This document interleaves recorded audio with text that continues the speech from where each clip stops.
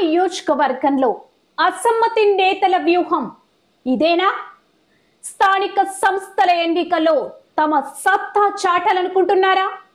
గల్లీ నుంచి ఢిల్లీ నేతల వరకు ఫిర్యాదు చేసిన తిరుగుబాటు నేతలు పార్టీ నాయకత్వం ఇచ్చిన రిప్లై ఏంటి? అసలు ఆ వ్యూహం ఏంటి? తిరుగుబాటు నేతల నెక్స్ట్ ప్లాన్ ఇదేనా? Watch the story. పాలకుర్తి నియోజకవర్గం సొంత పార్టీ నేతల తిరుగుబాటుతో పచ్చగడ్డి వేస్తే బగ్గుమంటుంది. 6 మండలాల తిరుగుబాటు నేతల ప్రత్యేక సమావేశంతో కాంగ్రెస్ పార్టీ పాలకుర్తి నియోజకవర్గంలో ఉన్న అసంతృప్తి తిరుగుబాటు నేతలు ఇక తాడో పేడో తెలుసుకోవడానికి సిద్ధమైనట్టు సమాచారం.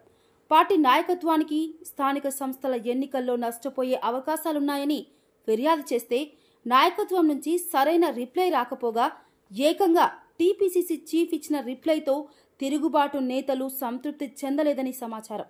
ఇంత జరుగుతున్నా పార్టీ నాయకత్వం దృష్టి పెట్టకపోవడంతో తామేందో చూపించుకోవాలని పాలకుర్తి తిరుగుబాటు నేతలు సిద్ధమవుతున్నట్టు తెలుస్తుంది. ఝాన్సీ రెడ్డి వర్సెస్ తిరుగుబాటు నేతల మధ్య జరుగుతున్న సొంత పార్టీ రాజకీయ పోరు రోజురోజుకు మలుపు తిరుగుతూనే ఉంది. తమ టార్గెట్ కాంగ్రెస్ పార్టీని నష్టపరచడం కాదని, ఝాన్సీ రెడ్డి తమ టార్గెట్ ఆమె తమ విధానాన్ని మార్చుకుంటే పార్టీకి అన్ని విధాలుగా పాలకుర్తి నియోజకవర్గంలో కలిసి వస్తుందని తిరుగుబాటు నేతలు అంటున్నారు. 6 మండలాలలో తమ సత్తా ఏంటో చూపించాలని నిర్ణయించినట్టు సమాచారం. స్థానిక సంస్థల ఎన్నికలలో కాంగ్రెస్ పార్టీ గుర్తుతోనే అన్ని గ్రామాల్లో తమ వర్గం నేతలను నిలబెట్టాలని ప్లాన్ చేస్తున్నట్టు తెలుస్తుంది. పెయిన్ రాకుండానే సూది వేసే విధానాన్ని అమలు చేయాలని నిర్ణయించారు తిరుగుబాటు నేతలు. ఇదే విధానాన్ని కనుక అమలు చేస్తే కాంగ్రెస్ పార్టీ ఓటు బ్యాంకు చీలిపోయి ప్రతిపక్ష పార్టీకి లాభం జరిగే అవకాశాలు ఎక్కువగా కనిపిస్తున్నాయి. ఇదే అవకాశాన్ని అదునుగా చూసుకొని ప్రజాక్షేత్రంలో ప్రతి గ్రామంలోనూ మాజీ మంత్రి ఎర్రబెల్లి దయాకర్ రావు టీఆర్ఎస్ నేతలు కార్యకర్తలతో ప్రత్యేక సమావేశాలు నిర్వహిస్తూ స్థానిక సంస్థల ఎన్నికలకు సిద్ధమవుతున్నారు. సొంత పార్టీలో వర్గపోరుతో కాంగ్రెస్ పార్టీ సతమతమవుతుంటే బీఆర్ఎస్ మాత్రం ఎప్పుడు ఎన్నికలు వచ్చినా పాలకుర్తిలో సర్పంచ్, ఎంపీటీసీ, జెడ్పీటీసీలో అత్యధిక స్థానాలను గెలుచుకొని తానేందో నిరూపించుకోవాలని మాజీ మంత్రి దయాకర్ రావు వ్యూహాలను అమలు చేస్తున్నట్టు తెలుస్తుంది. ఇక సొంత పార్టీ వర్గపోరు ఒకవైపు, ప్రతిపక్ష పార్టీ పోరాటం మరోవైపు. పాలకుర్తి రాజకీయంలో రసవంతమైన రాజకీయం నడుస్తుంటే ఇక అధికారుల తీరు మరోలా ఉంది.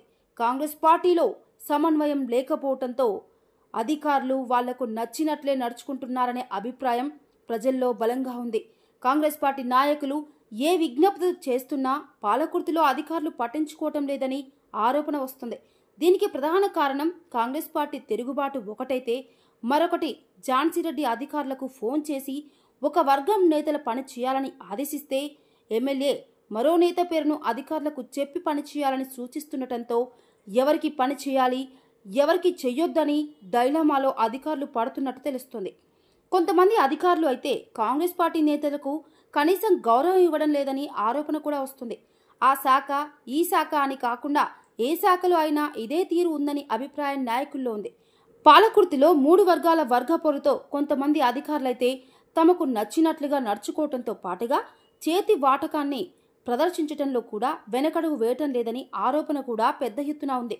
పాలకుర్తి నియోజకవర్గంలో జరుగుతున్న రాజకీయ పరిణామాలపై ఇంటెలిజెన్స్ రిపోర్ట్ సీఎం దగ్గరికి కూడా చేరినట్టు తెలుస్తుంది. ఇంత జరుగుతున్నా పార్టీ నాయకత్వం దృష్టి పెట్టకపోవటం పట్ల విభిన్న చర్చలున్నాయి. స్థానిక సంస్థల ఎన్నికల కంటే ముందే ఈ కొంత పార్టీ అసంతృప్తి రాగానే పార్టీ నాయకత్వం ఏ విధంగా సమన్వయం చేస్తుందో వేచి చూడాలి మరి.